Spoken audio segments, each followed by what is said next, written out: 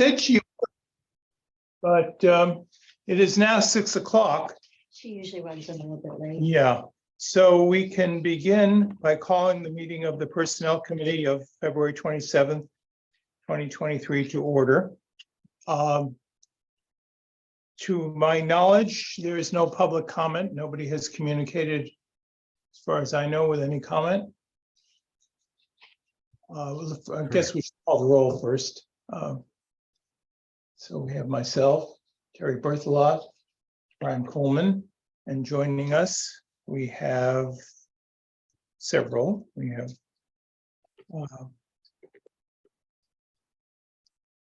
Lee Palmer, Ryan Ellsworth, who stepped out, and Paulina Martinez, who saved the day by making sure the system worked 15 minutes ago. So the first item is the approval of, after public comment, the approval of minutes. Are there any suggestions, recommendations, changes to the minutes? And I have a Right. small recommendation. yes, It's very small. The E was left out of my name, I think, on 3 occasions. That's all. we'll correct that. Thank you. So with that, is there a motion for approval of the minutes? So moved. Second, Second. okay, all in favor? It's approved.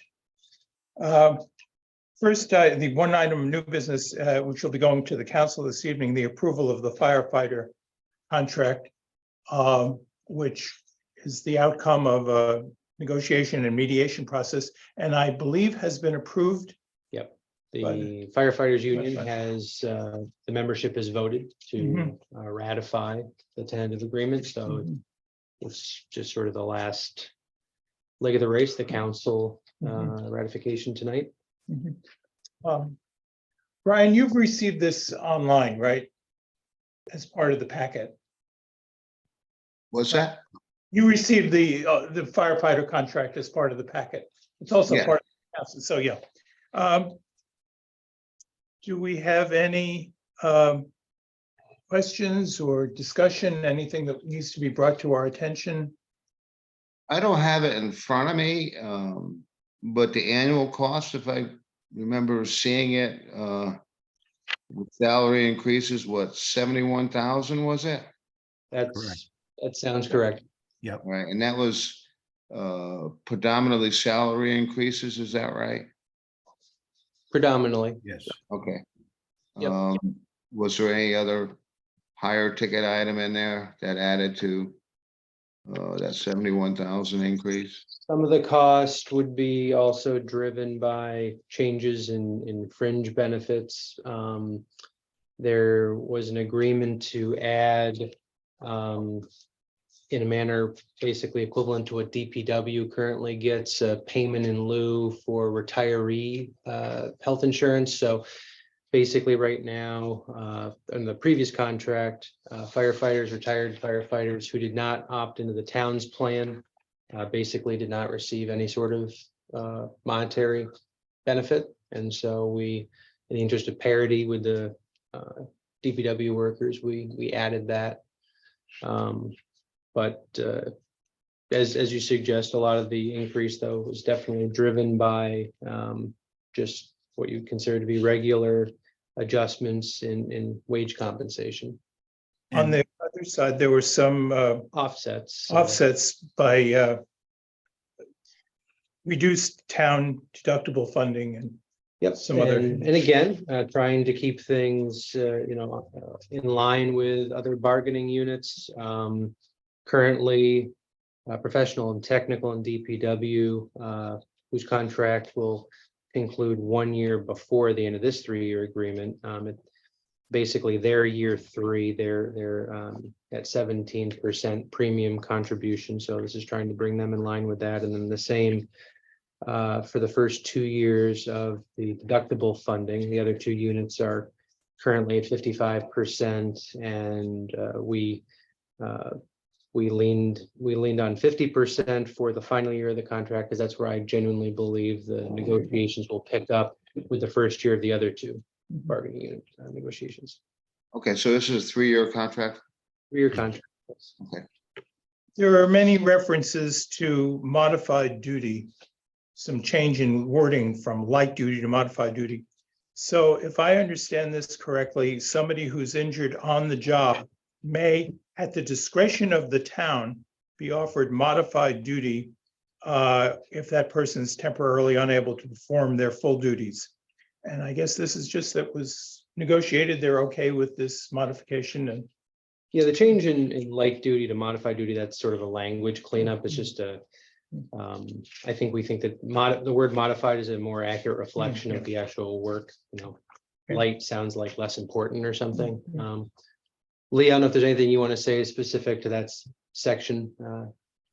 Well, just that I think one of the things that we were pleased about with the negotiation was with regard to the fact that we were able to get an 18-month cutoff with regard to workers' comp payouts.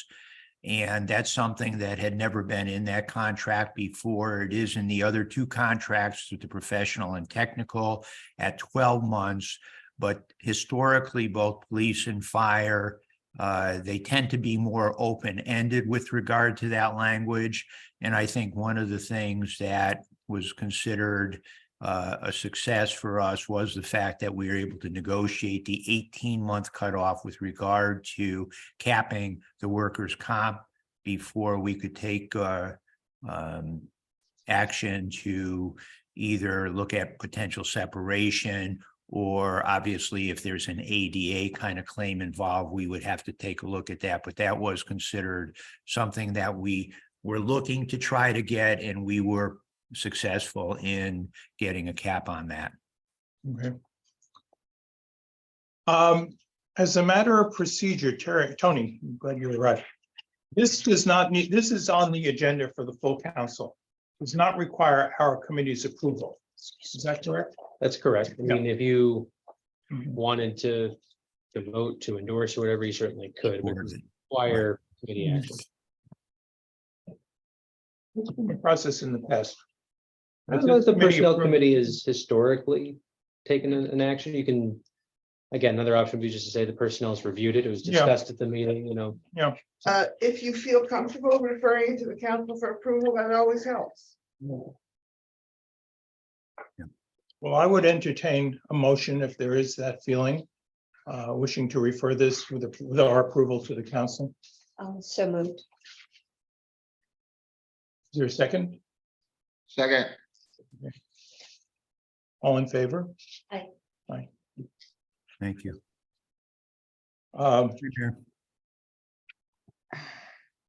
When this comes up on the council agenda, we can reference the fact that the personnel committee Yes. has approved this. In fact, you could introduce it as a referral from a committee if you'd like. Yeah, I mean, there wasn't necessarily a lot because I've kind of already introduced it to the council. So I mean, that's Yeah. another option too. Yeah. Okay, Well, you can But then you have to be introduce it, involved. let Brian explain it, and, yeah, Yeah, right, right. but, you know, so make it look like it's coming from the committee. Then you don't need a second. That's right. okay. Under old business, we continue to talk about the charge to the personnel committee, and I guess our thought was if we approve it tonight, it can go on the council agenda for the next meeting. And we had a couple of drafts, and Terry sent a draft, and I basically used that, but made a few additional changes. Ryan earlier before the meeting suggested we add a couple of words to the second resolution. If you want to take a look at it, and then any comments.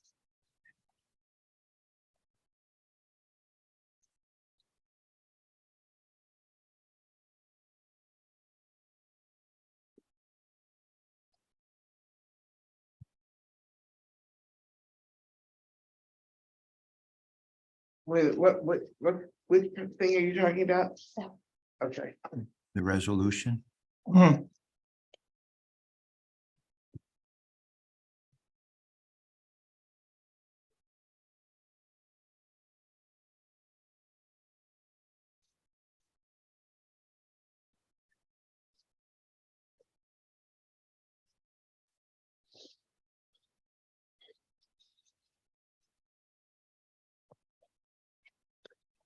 And so just so everybody, now that everybody's here, is on the same page, what I had mentioned to Ron before the meeting started was the part two of the motion, after laying out in some detail in the text above, kind of does some shorthand, just says, approves the committee mission as follow, or the charge as follows. And I would suggest that as follows just be changed to as presented, so that it's clear that all of the verbiage presented above is intended to be the charge. And much of that is examples, but not Right. full list. I have a question. Mhm. Yes, Frank. At what point in time will the Personnel Committee review the rules and procedures of the town council?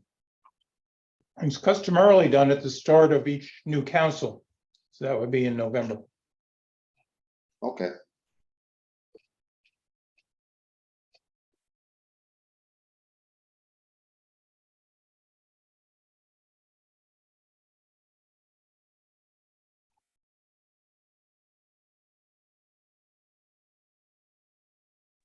And if there's a feel for a need for a change prior to that,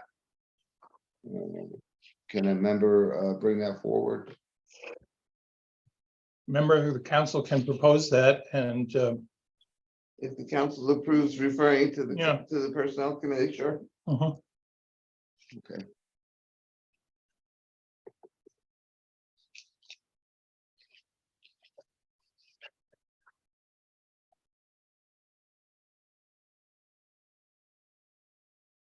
is there any other discussion on this?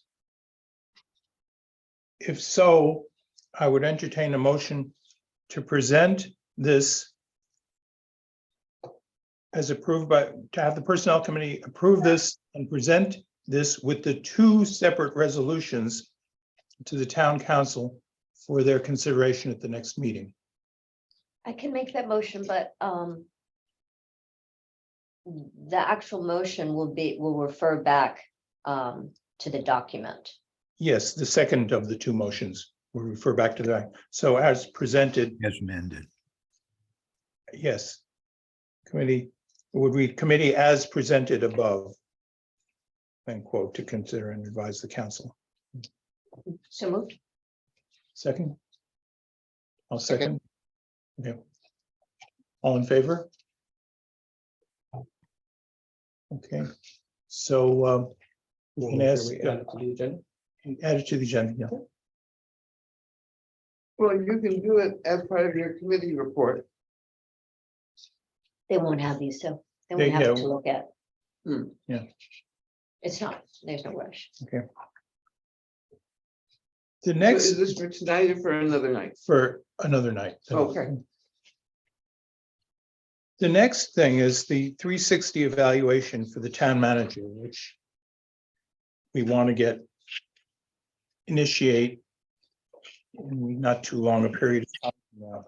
Just very briefly, for those of us who are not familiar, what is the definition of a 360 evaluation? Lee, maybe you can help us with that? Sure. Well, basically, the concept is that in addition to it being your upline who traditionally does the evaluation, it's more comprehensive and would incorporate feedback and review from peers, subordinates, and it's more inclusive. And so it is an assessment, an evaluation. There's different types of 360 evaluations, but basically, as stated, it really would be more inclusive of not just having your supervisor as an individual evaluate you or praise you, but it would also include other stakeholders, whether, again, it's department heads in this case, subordinates, And it's much more inclusive. The idea is kind of 360 degrees so that it's more encompassing.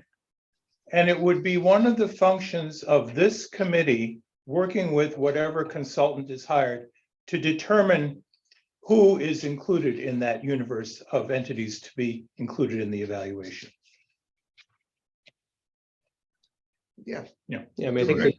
the default, so the default would be just picking up where Lee left off, that all, much like was basically done after my first 6 months, right? All Mhm. direct reports, all council members and the peers, like superintendents. Yeah. Completed it. There are times when 360s are not done by absolutely everybody that's Mhm. part of that, but the default would be that it would be all those people, All groups, all groups. Yeah. right? according to Wikipedia, the 360-degree feedback, also known as a multi-rater feedback, multi-source feedback, or multi-source assessment, is a process through which feedback from an employee's subordinates, peers, colleagues, and supervisors, as well as a self-evaluation by the employee themselves, is gathered. Mhm. So it's the determination, for example, of who the peers are. Or who the colleagues are. Mhm. Yeah, So how is it that we have these two particular proposals? Lee, you can, Sure. Well, basically, in my discussions with Ron, we wanted to kind of take a look at companies that offered this type of approach. And the two that submitted specific proposals, I had seen other ones, but they didn't seem to fit our needs. And these two proposals are folks that actually I have spoken with, met with, and have submitted proposals. One individual, Dave O'Brien, actually has done some work for the town before and has, in fact, been engaged doing a 360 for the town. The other individual is local. She also uses a 360 instrument and has submitted a proposal. I met with her. Both companies seem, very competent to do the study. I think the thing that, kind of impressed me, I guess, if you will, is that with Dave, he seemed to have a pretty good grasp for the players and is familiar with the town and has a lot of the background information already. But so these were two proposals that I felt were viable and also reasonable from a cost perspective. now, we've not yet gone to the point of formally doing a formal RFP. Perhaps we would get other proposals if we wish to move in that direction. Well, we actually, again, I reached out to three, but with this amount based on the town policies and procedures, we wouldn't have to do a formal RFP because it's under the threshold. Mhm. So that's really, it's really a matter of choice. I think, again, I think as long as we do our due diligence in the committee, the council is satisfied with the two proponents, I think, we can proceed with making a choice. Is Dave O'Brien the person that did Ryan's original review? Yep. Yeah. And that went very smoothly, as I Mhm. recall. Yeah, and I spoke with him at length, and he is definitely interested in doing additional work with the town if the town so desires. And he did come across as being very professional, very knowledgeable about the process and kind of what the expectations would be. He came highly recommended by Holly Schaefer. Okay. Holly came in the door that time, and yeah, I certainly found that process with him to be very smooth, very professional. Was Well, it Judy that Maybe gave, Ron could refresh our memory. Which groups were we reaching out to in the last evaluation of the town manager? It wasn't 360, I guess. no, we did Well- not, yeah. Well, I mean, the definition that was just offered, it was, I mean, it was all my direct subordinates. So department heads and non-supervisory direct reports, the town council and peers like the school superintendents. So it would be everybody that you would be considering this time around. In the intervening time, we just did a town council evaluation. Correct, the most recent one, but the original, right. Which is what I thought Brian was referring to from, but And for what it's worth, Work Choice Solutions is substantially less expensive than the other. Okay,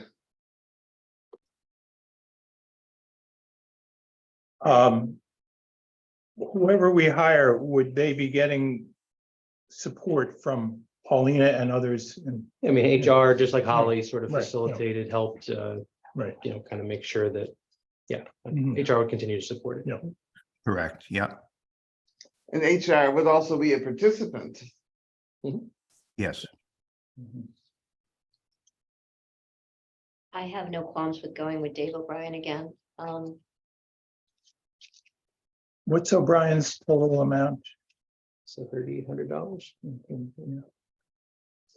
Yeah, There are add-on services below that I guess could bring it up to 4,800. But Yeah, they're both proponents did, kind of list things that they would do at minimum, and then there are additional services that could be provided. That's really more of an administrative decision. would they be reviewing with us the elements so that we can, before they just proceed full bore? We're Yes, aware of doing it, yeah. last time. yes, they would. Based on the domains. Mhm. could somebody share with me David O'Brien's qualifications for this?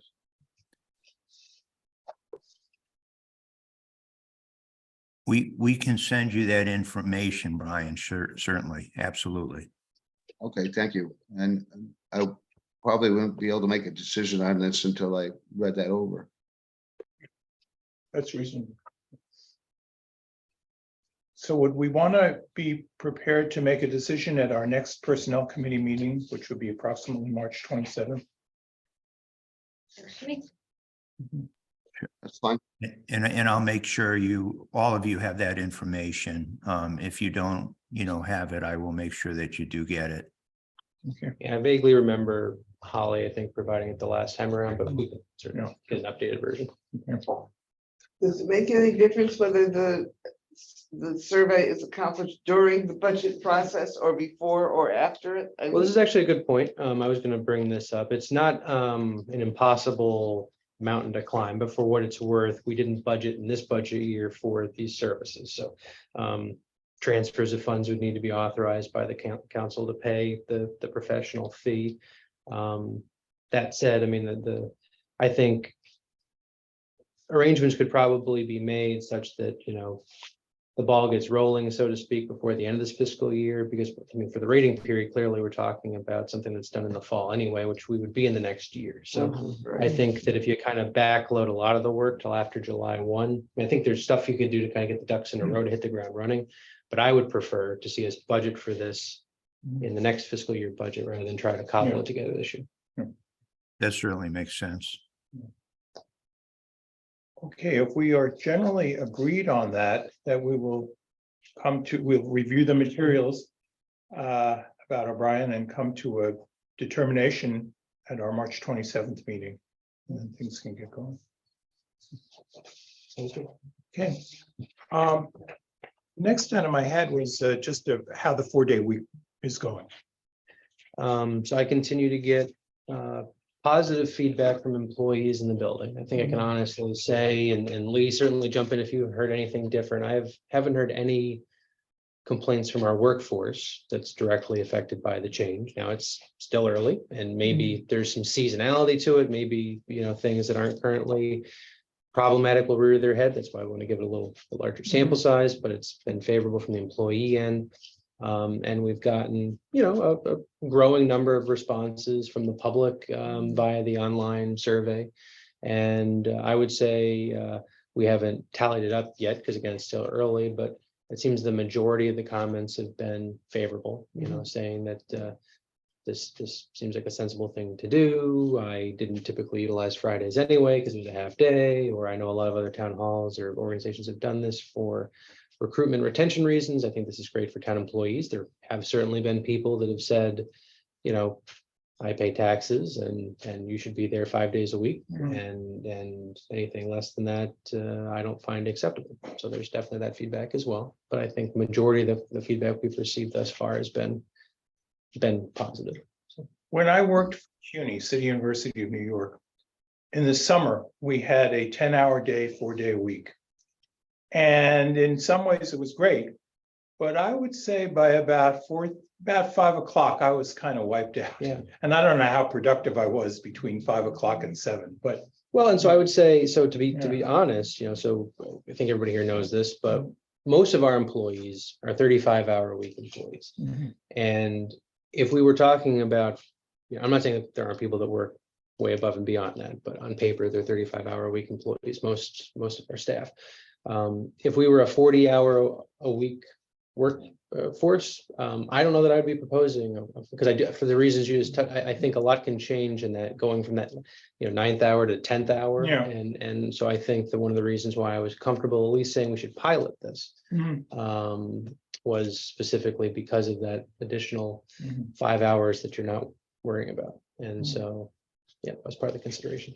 There was, I would like to see, if at all possible, a point of service survey where you can put it in a box and ask the people as they come in, you know, how they feel about the 4-day work week, you know, what is good about it, what is bad about it, at the point of service. Okay, we'll look into that. there was a report released somewhere within the last week or so of the efficacy of a 4-day work week, and it was apparently quite clear over many kinds of industries that there was no loss of productivity. In fact, it may have improved. And there were a number of positive results that came out of that survey. I don't remember who did it or where it was done, but it was Well, I pretty know big. the UK, right? They did a whole sort of nationwide, and this might be what you're referring to, because I think the results of that just came out and they deemed it a success. It was like a 6-month pilot program. Mhm. So, It was in front of the Current or the New York Times this weekend. There was an article someplace about how people are doing it. It's successful. Not sure whether it'll last, was kind of, but yeah, it seems. and you're telling the people that are interviewing for jobs that this is a possibility. possibly, we're Yeah. not promising it's forever. We It do must be appealing to obviously, them, you yeah. know, say that this is something that we're piloting, Mhm. and so don't want to oversell it, Yeah. don't want to undersell it. There might also be a possibility of staggering work hours so that there could be hours the building is open on all Yeah, days. and we've gotten a couple of bits of feedback from the public to that effect. Somebody who said, I'm all for 4-day work weeks. I'm not as in favor of a 4-day town hall, which is kind of what you're saying. The challenge is, so in some ways, if we were bigger than we Yeah. are, it would be easier to accomplish it because the staffing allow, but when you have certain departments that are just a small handful of people deep, like the town clerk's office, how do you stagger that? And so, Yeah. right, if we had, you know, every department was 10 or more people, I think the path to. Now, you'd still have some challenges associated with, like, if you had, say, one person who's Monday through Thursday and this person who's Tuesday through Friday, they only overlap 3 days, so it would definitely have some impact on kind of the Yeah. team cohesion piece, because they're only, but I think the bigger problem for us, you know, not to dismiss that as a possibility, but I think it's just the staffing, the depth of the bench in a lot of cases isn't so, Yeah. but we'll certainly Yeah. look at it. If There's only one administrative assistant per department. You Right, so if can't they're off, stagger then- her Right, yeah. or him. Okay. Any other matters to be discussed? I don't think so. I can take a motion to adjourn. So moved. Second. All in favor? See folks down the hall. Yeah, good. Thank you, everybody. Good seeing you. Any word on the weather? So right now,